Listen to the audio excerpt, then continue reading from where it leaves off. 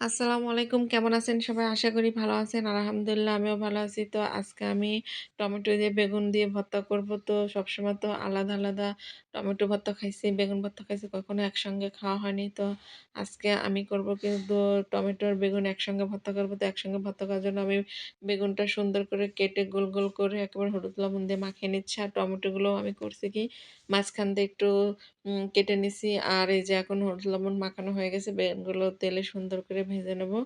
আর আজকের ভর্তাটা আমি অন্যরকম করব। আর এরকম ভর্তা খেতে খুবই ভালো লাগে শুনেছি। তো আজকে আমি ট্রাই করব। আগে কখনো খাওয়া হয়নি।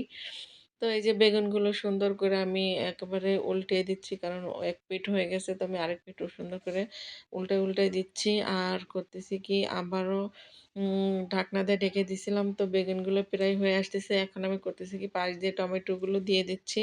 আর টমেটোগুলো বেগুনের সাথে সুন্দর করে এরকম ভেজে নেব।